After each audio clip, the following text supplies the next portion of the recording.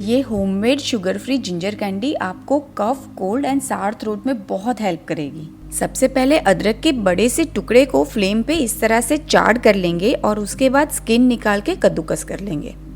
एक पैन में घी ऐड करेंगे और उसके बाद गुड़ डाल के उसको पिघला लेंगे। नमक, हल्दी पाउडर एंड काली मिर्च का पाउडर ऐड कर लेंगे और लास्ट में ऐड कर देंगे कद्दूकस किया हुआ अदरक।